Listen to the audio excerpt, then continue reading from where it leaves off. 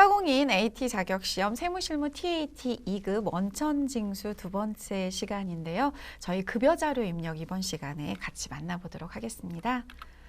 급여자료 입력을 하실 때 이제 어떤 부분들을 조심하셔야 되냐라고 물어보신다면 사실은 1등이 과세냐 비과세냐 이거 판정하는 게 1등이에요. 그것만 잘 하시면 사실 급여자료 입력에서 크게 틀어지거나 감점받을 부분은 없으리라라고 생각이 됩니다.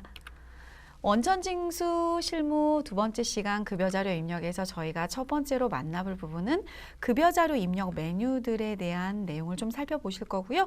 수당 등록하실 때 비과세 종류별로 입력하는 방법들을 좀 살펴보실 거고, 샘플 예제 문제를 가지고 직접 급여자료 입력해보기 실습해보도록 하겠습니다.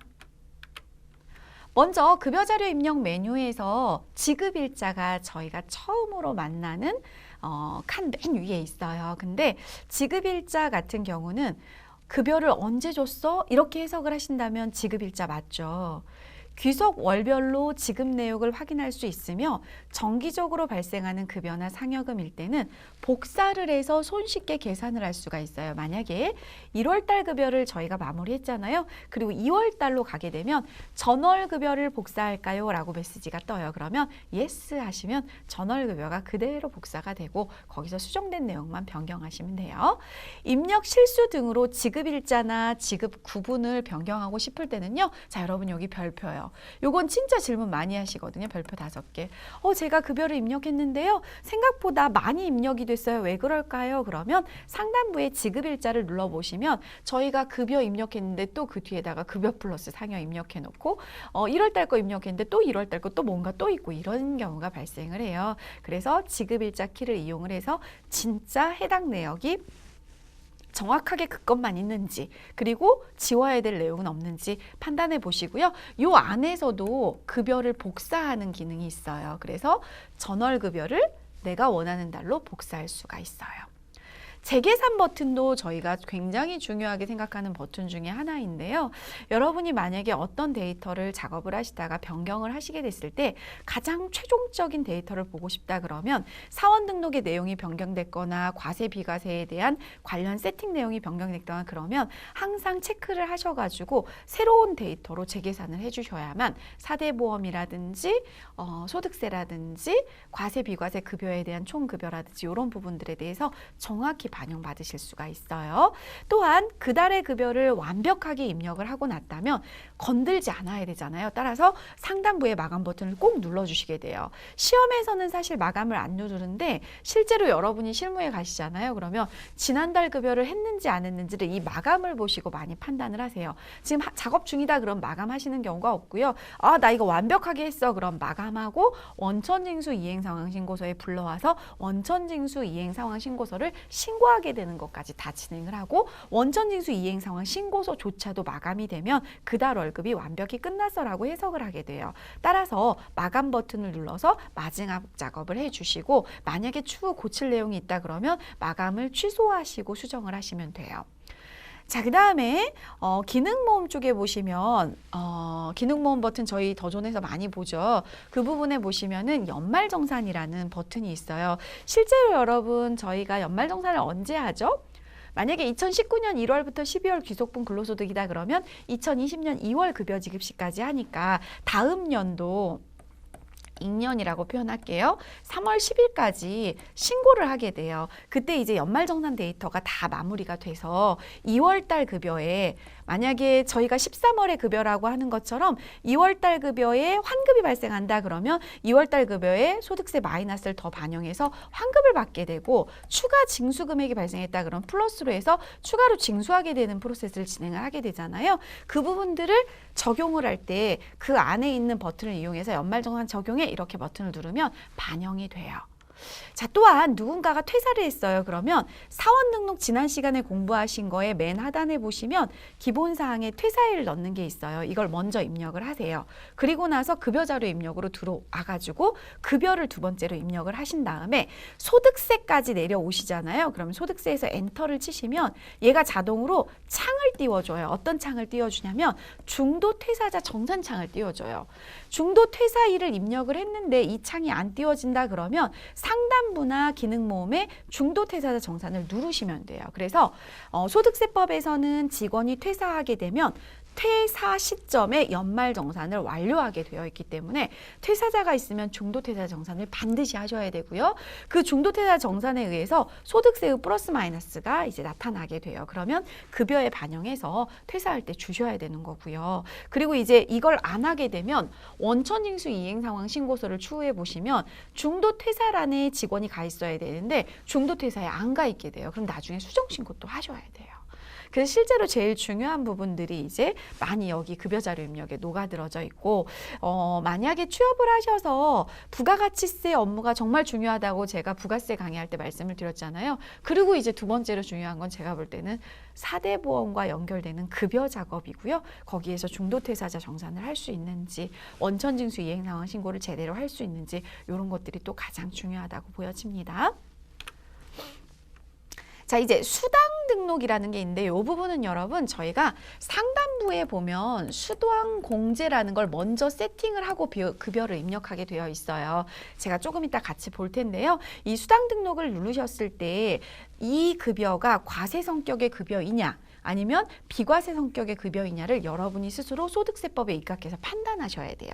만약에 얘가 비과세다 그러면 비과세는 유형별로 한도가 다 달라요. 이를테면 식대는 월 10만 원 비과세, 자가운전 보조금은 월 20만 원 비과세, 생산직의 연장근로수당은 연으로 세팅이 돼서 연 240만 원 비과세, 이렇게 다 다르기 때문에 비과세 코드를 잘 설정해서 넣어주셔야지만 문제없이 소득세가 계산이 되겠죠.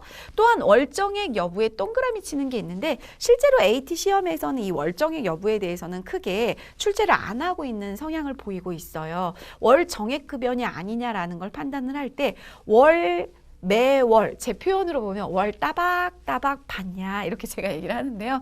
월 따박따박 매월 정액으로 받으시는 거다 그러면 우리는 상식적으로 월정액이라고 생각을 하잖아요. 그런데 여러분 월 정액으로 받는다 하더라도 실비를 변상하는 성격의 수당은 월정액에 포함되냐 안 되냐 부분에 대해서 고민을 좀 하셔야 돼요.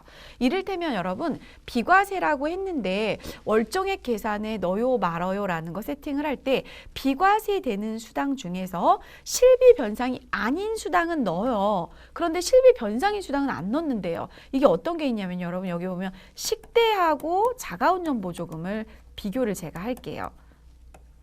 사실 시험에서는 이게 크게 중요하지 않은데 질문이 많이 들어와요. 시험에서는 사실 월정액 부분에 대해서는 체크하지 않는다, 관여하지 않겠다. 그래서 답지에 보면 거기 동그라미가 아예 캡처가 안 들어와 있거나 이런 걸 볼 수 있는데 실제로 여러분이 정석대로 일을 한다면 이것도 아셔야 되는 거죠.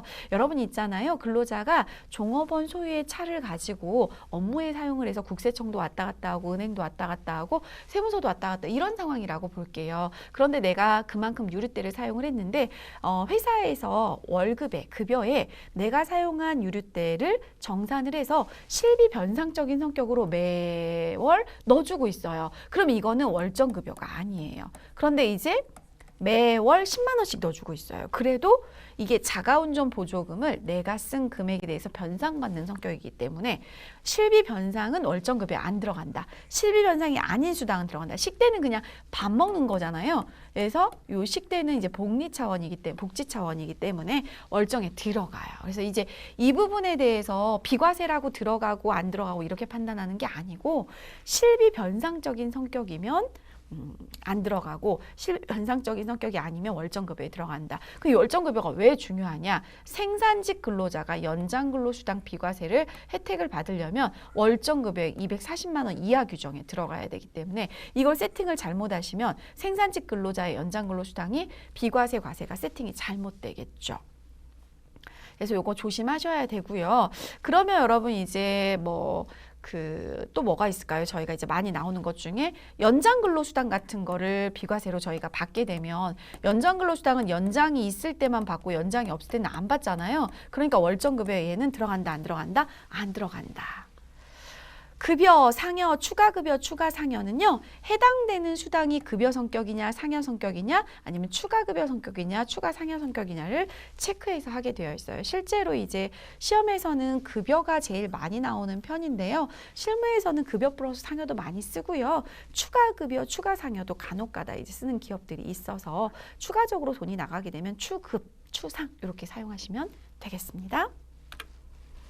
자, 공제 등록은 이제 사대보험하고요. 소득세하고 지방소득세 이런 부분들이 이제 공제에서 빠지게 되는데 공제 등록에서 공제 소득 유형이 있어요. 그러면 그 소득 유형을 보시고 선택을 하시면 관련된 내용이 자동 반영돼요. 이를테면 기부금이나 사회보험 정산자료 집계된 내용들이 자동 반영되는 케이스고요. 급여, 상여, 추가 급여 이런 부분에 대해서 항목들이 공제 항목이 체크가 되어 있으면 그런 부분들이 또 공제가 되고요. 비과세 감면 설정 같은 경우는 월, 연별 적용할 비과세 항목을 설정한 다음에 구분에 따라서 월 한도액이다, 연 한도액 금액을 입력을 하게 되면 설정된 한도액 기준으로 비과세 과세 금액을 자동 계산하게 됩니다. 지급 명세서로 미제출 표시된 항목은 근로소득 원천징수 영수증 및 원천징수 이행상황 신고서에 반영되지 않습니다. 여러분 요거 어떤 얘기인지 제가 조금 이따 말씀을 드릴게요. 이를테면 여러분 저하고 수당 공제 등록을 갈 거예요. 근데 이제 거기 탭에 보시면은 지급명세 제출 미제출이라는 표현이 있어요. 지급명세라는 건 원천징수 이행상황 신고서, 근로소득 원천징수 영수증 같은 거 제출하는 건데요. 실제로 여러분 비과세라고 해서 지급명세를 제출을 안 하고 과세라고 해서 지급명세를 제출하고 그러지 않아요. 그래서 그 관련된 내용들 살펴보도록 할 건데 나중에 이제 실무에 가셔서 연말정산을 맞추면서 1년 동안 급여를 제대로 내가 수행했는지를 검증하는 작업들을 하실 때 제출 비과세, 미제출 비과세라는 용어들을 보실 거예요. 그게 무슨 말이지?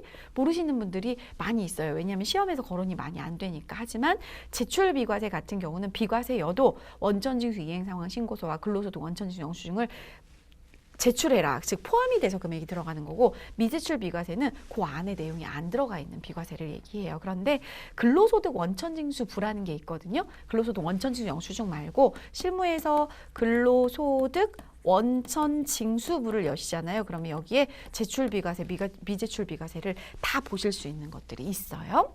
자, 사회보험은 아시다시피 국민연금, 건강보험, 고용보험, 산재보험 이 내용들 중에서 근로자가 부담해야 되는 게 국민연금, 건강보험, 건강보험에 장기요양보험이 딸려 있고요. 그리고 고용보험이죠. 그 부분들 공제되는 거 세팅이 되는 거고요. 코드 참고사항은 비과세, 감면소득 코드표에 대해서 지급명세 작성 여부를 보여준다. 여기서 이제 보실 수가 있어요. 방금 말씀드린 거.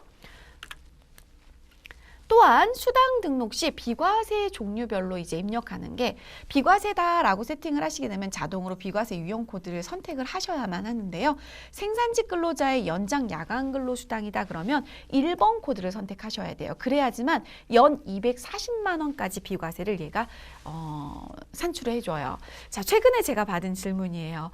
열심히 입력을 했는데요. 1월 달부터 6월 달까지는 연장 근로 수당이 비과세가 됐거든요. 근데 갑자기 7월 달부터 과세로 떨어지는 이유가 뭐죠? 라고 질문을 하시더라고요.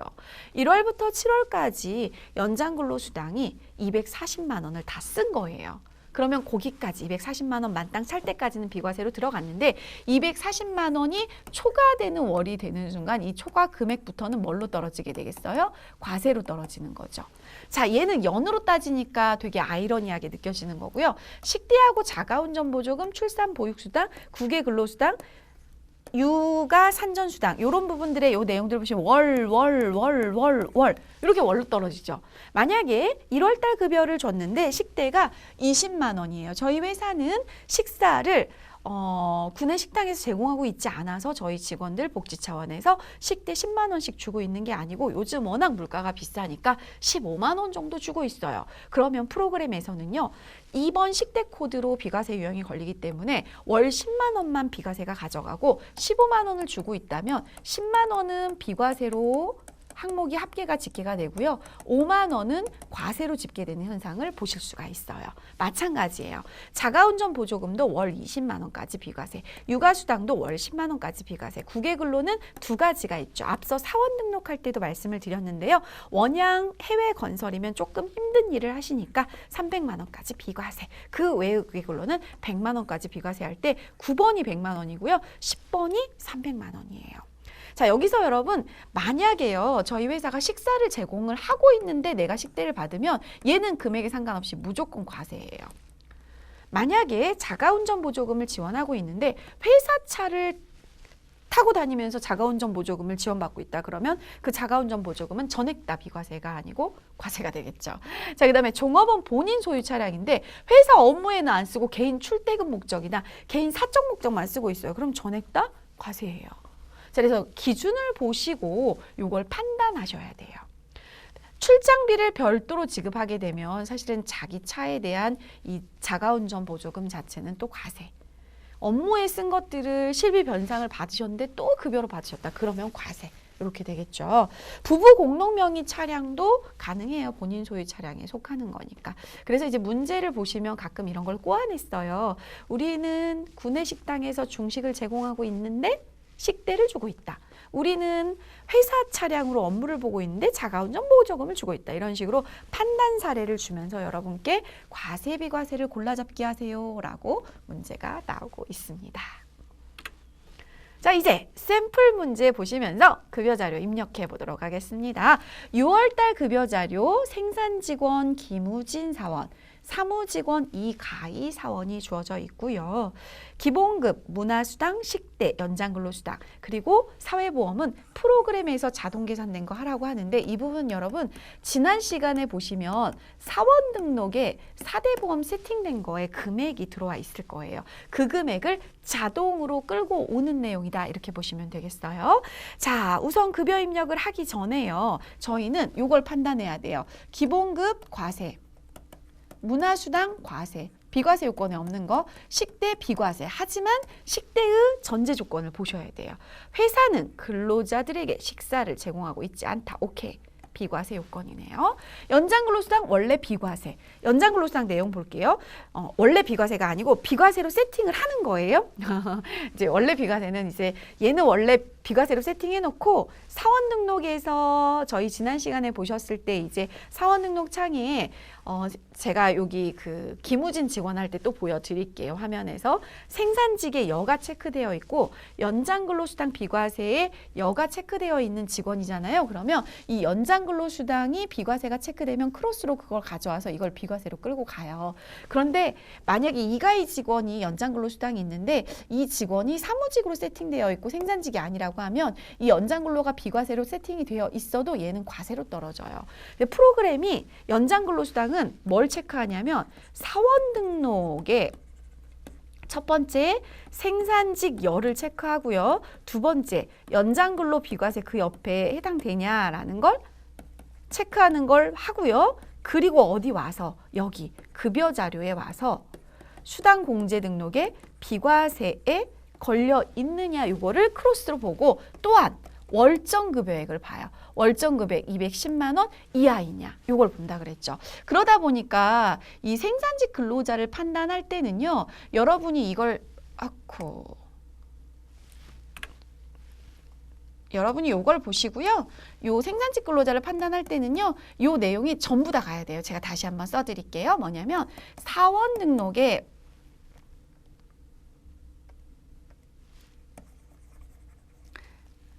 여기서 이제 질문이 좀 많이 나오는 편인데 앞서 공부하셨던 사원 등록 있죠? 여기에 이제 저희가 가셔서 이 사람이 생산직으로 체크되어 있느냐 여 플러스 이 사람이 연장근로 비과세로 체크되어 있느냐. 왜냐하면 연장근로 비과세이려면 직전 연도 총급여가 3천만 원 이하이다라는 조건을 또 만족을 해야 되잖아요. 그리고 수당공제 등록에서 연장근로가 뭘로 비과세로 세팅이 되어 있느냐. 그리고 하나 더요. 월정급여가 뭘로 210만 원이야. 이렇게 조건이 까다로워요. 그래서 이걸 다 만족해야지만 이 연장근로수당이 비과세가 걸려 있어도 나머지 다 크로스로 체크돼야지만 뭐가 된다. 비과세가 되는 거예요. 그래서 이 사람 거 보면 되겠죠. 김우진 씨 거.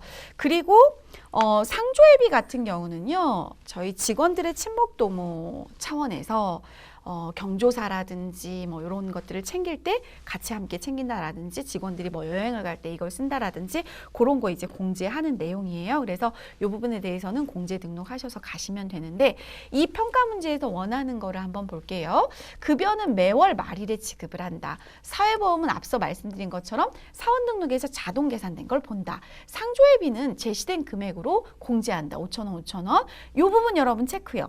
전월 미환급 소득세가 있다라는 건 뭐냐면요. 여러분 저희가 2월 달에 연말정산을 마무리하고 나면 직원들의 환급금이 되게 많이 발생을 하게 됐다라고 가정을 하면 그 환급금을 국세청이 바로 이제 주는 게 아니고요. 다음 달 내야 될 거에서 마이너스로 정산을 하면서 차액을 계속 차감해요. 그러다 보니까 전월 미환급세액이 계속 넘어올 수 있어요. 그런데 여러분 저희가 만나볼 뒤에 원천징수 이행상황 신고서는요. 국세인 무엇만 관여하는 서류냐면 소득세만 관여하는 서류라서 소득세하고 혹여 지방소득세가 나오더라도 소득세만 입력하셔야 돼요. 지방소득세는 별도로 납부서로 납부하는 거라서 원천징수 이행상황 신고서는 국세만 다루는 보고서다. 그래서 여기에 혹시 지방소득세가 써져 있는 경우는 그거 생각하지 마시고 소득세만 입력해 주시면 돼요. 자, 이제 저희가 해야 될 일은 뭐냐면 수당공제 등록, 즉 기본급은 그냥 세팅되어 있을 거고요. 문화수당, 식대, 연장근로수당, 상조회비를 세팅을 해주시고요. 상조회비는 공제소득 유형을 0 무구분으로 선택하라고 합니다. 급여는 1번 급여를 선택해서 말일자로 입력을 하시면 되는데 6월 달이니까 6월 30일자로 내용을 입력해 주시면 되겠죠. 급여자료 입력 다 하시고 나서는 6월 달 원천징수 이행상황 신고서까지 조회해 보도록 하겠습니다. 자, 그러면 더 좋은 스마트 A 프로그램에 가셔서 김우진과 이가희 직원의 급여와 관련된 프로세스 3가지 진행하도록 하겠습니다. 더 좋은 스마트 A 프로그램 TAT 2급의 2638 골든 슈즈로 로그인을 하시고요. 인사급여 파트로 들어가셔서 저희가 이번 시간에 살펴볼 부분은 급여자료 입력인데요. 급여자료 입력 가시기 전에 사원 등록을 조금만 더 보충해서 보겠습니다. 지금 주어진 사원이 김우진 사원하고 이가희 사원이죠. 이 두 사람의 상태를 한번 보도록 하겠습니다. 김우진 사원은 현재 생산직 여로 체크가 되어 있고요. 연장근로 비과세 여로 체크가 되어 있습니다. 즉 생산직 사원이고 직전 연도 총급여가 3천만 원 이하인 거를 만족한다라고 해석을 하시면 되겠죠. 그리고 이가희 사원은 생산직 불호 체크되어 있고요.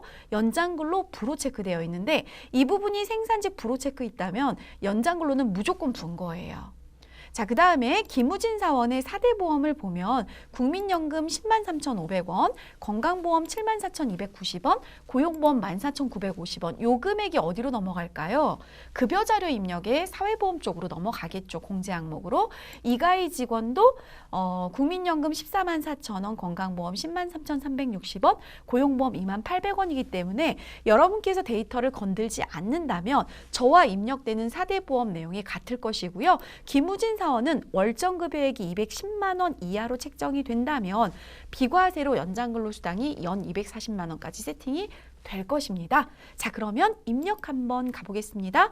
급여자료 입력 들어가셔서 첫 번째 평가 문제인 수당 공제 등록을 하시는데요. 상조회비는 공제소득 유형이 0번 무구분으로 선택할 것 이렇게 되어 있습니다. 자, 여기서 여러분 제가 이런 질문 많이 받아요. 6월달 급여라고 하니까 6월달로 이렇게 세팅을 하시고요. 이게 말일에 지급하는 급여라고 하니까 급여로 입력할 것 해서 급여 이렇게 하셔서 2020년 6월 30일 이렇게 세팅해 놓고 나서 수당 공제를 누르려고 하세요. 근데 손을 드시는 거죠. 저는 왜 수당공제 등록이 버튼이 안 눌러지죠? 이렇게 질문 정말 많이 하세요. 왜 이게 안 눌러지냐면 여러분 하단을 열어놓은 상태에서는 얘는 닫혀요. 즉 급여자료 입력을 세팅하기 전에 수당공제 등록을 먼저 선으로 세팅하셔야 여기에 영향을 받게 되는 거죠. 지금 여러분 기본급밖에 없네요. 김우진, 이가희, 기본급. 기본급은 어떤 걸 눌러도 기본적으로 세팅이 되는 그런 내용이거든요. 따라서 다시 위에 상단 부분을 클릭을 해줍니다. 그러면 수당공제 등록이 파란색으로 활성화되는 게 보여지죠? 이때 클릭을 하셔서 들어가서 세팅 마무리하시고 들어가셔야 돼요. 자, 저희 기본국가 상여는 그냥 들어와 있고요. 문화수당, 이름은 그대로 급여 자료에 입력된 그대로 주시고요. 문화수당은 비과세 항목이 없기 때문에 과세를 거시면 되겠는데 지금 급여를 주는 달이니까 급여 1번 선택하시고 확인하시면 되겠어요. 자, 지금 제가 샘플로 지금 여러분하고 푸는 건 기출문제인데요. 기출문제에서 월정액에 대한 언급이 없잖아요. 그럼 이 부분에 대해서 그냥 이 상태로 세팅하고 내려가시면 돼요. 자, 두 번째로 식대인데요. 식대는 기본적으로 비과세이지만 요건을 만족해야 돼요. 문제를 보니까 회사는 근로자들에게 식사를 제공하고 있지 않습니다. 즉 현물 식사를 제공받지 않기 때문에 식대는 비과세 요건을 만족을 한 거죠. 근데 식대는 월 10만 원 비과세라서 두 번째 거 선택해 주시는데 여러분 여기 코드 보이세요? P001. 이 코드에 의해서 월 10만 원 통제를 받게 돼요. 그래서 아주 정확히 해주셔야 되고요. 여러분 잠시 여기 한번 들어가 보실래요? 1, 2, 3. 세 번째 비과세 감면 설정해 보시면 여기 식대 보이시죠? 월 10만 원 한도로 이렇게 자세히 나오고요. 이 P01 코드가 나온 거예요. 그리고 앞서 여러분 제가 지급명세서 제출에 대한 이야기 했었죠. 원천징수 이행상황 신고서, 근로소득 원천징수 영수증 연말정산한 거, 거기에 얘는 미제출 비과세인 거예요. 즉 포함이 안 돼 있는 거예요. 하지만 여러분 여기 보시면 육아수당 보이세요? 육아수당도 월 10만 원 비과세고 Q01 코드를 사용하는데 지급명세 제출이라고 돼 있죠. 육아수당은요. 원천징수 이행상황 신고서나 근로소득 원천징수 이행상황 신고서를 제출을 하시게 될 때, 근로소득 원천징수 영수증을 제출하시게 될 때, 원천징수 이행상황 신고서나 근로소득 원천징수 영수증을 제출하시게 될 때 얘가 제출 비과세에 들어가는 거예요. 그러면 나중에 어떤 차이가 생기냐면 원천징수 이행상황 신고서를 여실 때 지금은 육아수당이 없기는 한데 저희가 식대가 있죠. 식대가 원천징수 이행상황 신고서에 안 들어가요. 금액에. 그래서 여러분이 받으신 총급여하고 원천징수 이행상황 신고서의 급여를 비교해보면 얘가 빠지는 미제출 비과세가 되는 거고 혹여 육아수당이 있다 그럼 얘는 또 제출 비과세로 들어가 있어요. 이제 이런 게 지급명세서 제출, 미제출로 여기에 참고사항으로 좀 보실 수가 있고요. 다시 첫 번째 탭 수당 등록으로 돌아오셔서 연장근로수당 요거 넣을 텐데요. 이제 지금 시험 문제는 생산직도 있고 사무직도 있잖아요. 제가 여기서 어떤 질문을 받냐면 저는 생산직 기무직은 비과세 걸고 사무직 이가이는 과세 걸고 싶은데 이렇게 나오면 저는 어떻게 해야 되죠? 이렇게 말씀들을 하세요. 그리고 어떤 시험은요. 생산직만 한 사람만 급여자료 입력을 시험 문제를 내요. 그러면 그 문제가 나오면 아하 비과세하고 것이고 이가희처럼 사무직 한 명만 나오는 시험 문제가 있어요. 그러면 아하 하고 과세 것인데 그러시면 안 돼요. 왜 안 되냐면 연장근로수당은 우선 비과세로 거시는 거예요. 그리고 연장근로 연 240만 원 비과세 코드 001 코드를 걸어주시는데 얘가 여기에 비과세라고 세팅이 되어 있어도 앞서 사원 등록에 제가 방금 읽었던 그 자리 있죠? 생산직, 연장근로수당 비과세, 여의 세팅이 체크가 되어 있어야, 여로 체크가 되어 있어야 얘를 비과세로 가져가요. 이렇게 비과세로 되어 있어도 이가희 씨가 연장근로수당, 야간근로수당을 받으셨다 그러면 실제로 사원 등록에 생산직 근로자 부, 그리고 연장근로 부로 되어 있잖아요. 그렇기 때문에 얘가 비과세로 되어 있어도 이가희는 과세로 떨어져요. 그러니까 얘는 통제받는 게 되게 많고 크로스로 체킹하는 게 되게 많은 거죠. 연장근로수당은 월 따박따박 받으시는 돈이 아니고 연장근로 있을 때만 간헐적으로 받으시는 거니까 월정액에 들어와 있지 않죠. 자, 그리고 공제 항목은 여기 들어가시면 돼요. 두 번째 탭에 사회보험은 앞서 사원 등록에 공제 항목 금액들이 쭉 들어올 거고요. 저희 추가로 상조회비인데 문제에서 무구분으로 하시오 이렇게 되어 있잖아요. 그래서 무구분으로 확인하시고 급여 작업하시는 거니까 급여에만 여하고 넘어가겠습니다. 여러분 이거 보실 때 왜 여기에 대해서는 채점을 안 하나요? 하나요?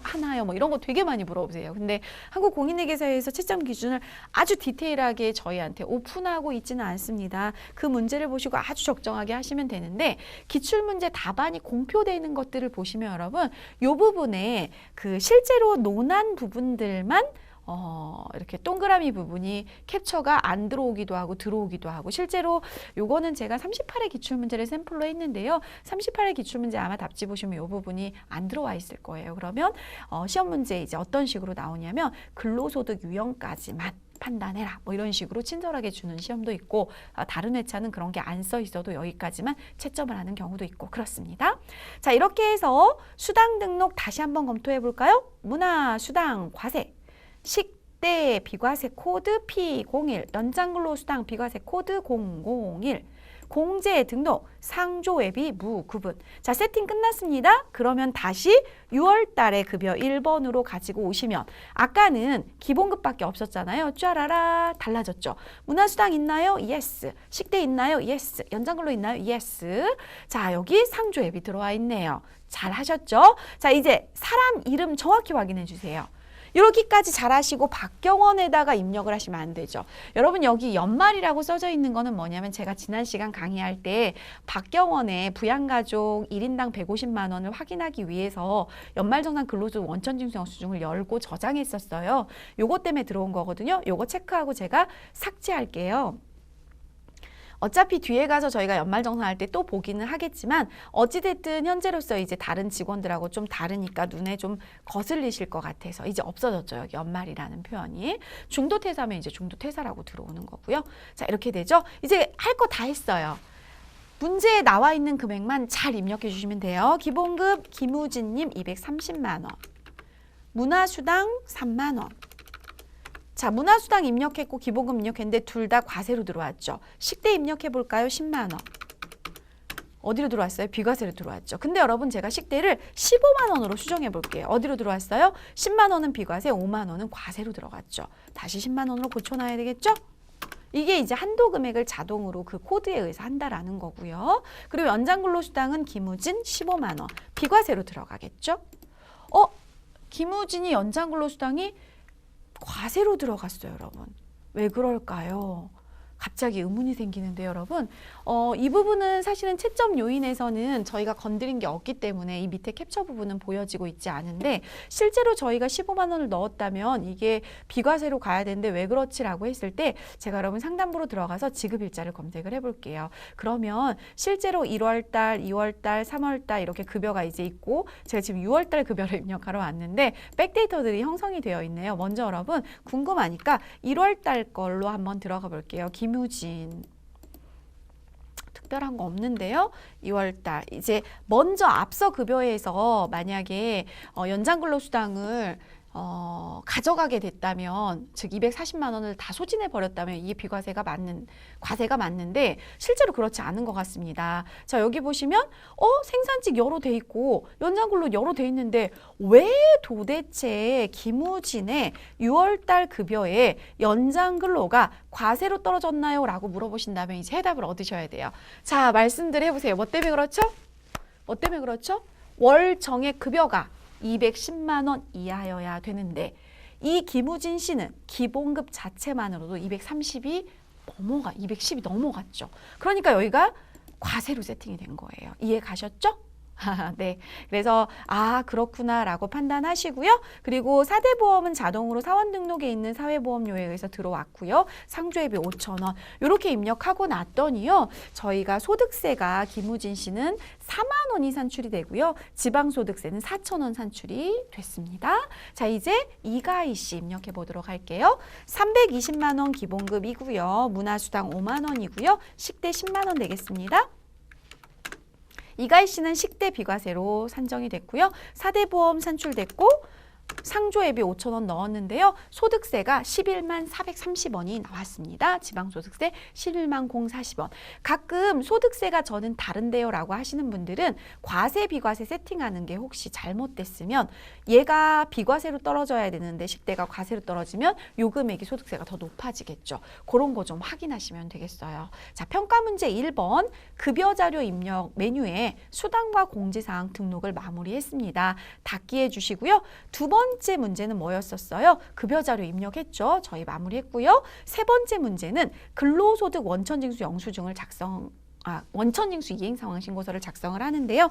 근로소득 원천징수 영수증은 연말정산하고 이제 나오는 거나 중도퇴사자 정산하고 나오는 서류고요. 원천징수 이행상황신고서는 매달 급여를 줄 때 원천징수를 수행을 하고 그 금액에 대해서 매월 급여 신고 회사면 매월 10일 날 국세청에 원천세 신고하셔야 되고요. 반기급여로 이제 세팅이 되어 있거나 반기급여를 국세청에 신청한 회사들은 6개월에 한 번씩 7월 10일, 1월 10일에 원천징수 이행상황 신고서를 신고를 해주셔야 돼요. 얘는 원천징수 이행상황 신고서 6월 기속분이니까 6월하고 엔터를 쭉 입력해 보시면 666 이렇게 해서 들어갑니다. 들어왔죠?